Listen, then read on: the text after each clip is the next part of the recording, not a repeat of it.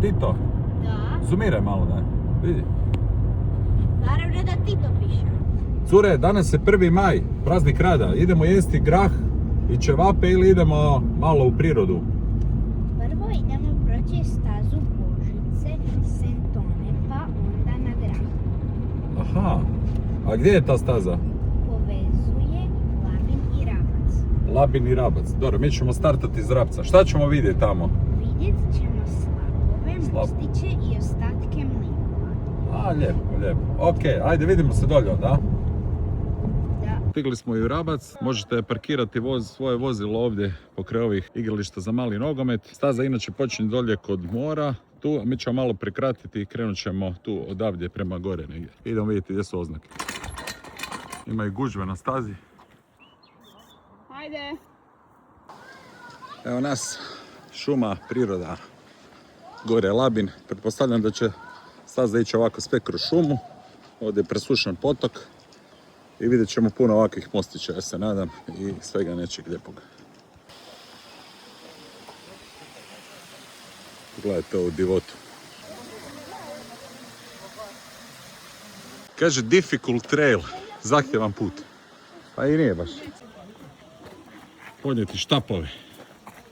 Oliva, maslinica, tamo je start. Prošli smo ovaj potok i evo nas gore. Pogled puca, lagano klizimo prema Labinu na grah i ćevape. Na ovom raskriću, ovdje 200 metara, se nalazi jedna crkvica. Idemo pogledati. Evo nam i crkvice Svetog Hadrijana. Inače ovo je istarski planinarski put po kojem možete doći do najvišeg vrha ovdje na Labinštini Standar. Da. Ajde, stavi ga tamo.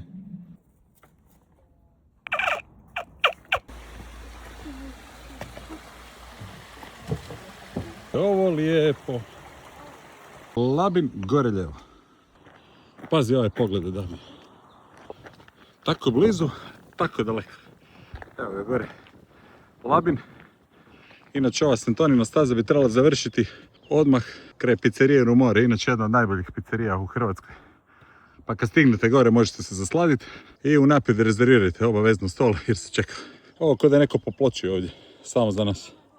Stigli smo i na placu starog grada Labina. Idemo ovdje na kavicu u Velo Cafe, ovdje su vam pizzerije. Tamo gore vam je pizza Rumore. Kavica, sladoled, graha nema ovdje, ćevapa nema. Kasnije nastavljamo dalje po Sentoninoj stazi prema Rabcu.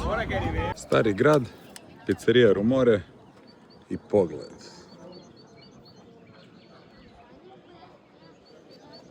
Evo nam dolje Rabac, dolje je parkirano auto, idemo sad istim putem prema dolje. Vrlo vjerojatno ćemo se i okupati u moru dolje. Inače, tamo i nazad ima negdje oko skoro 8 km. Legenda kaže da je Božica Sentona čuvala put između Labina i mora. Pretpostavljam da su ovo staci starog drvenog mlina. Zeko i Potočić, Zeka nema, ali Potočić je tu. I bazge za čaj i sokić.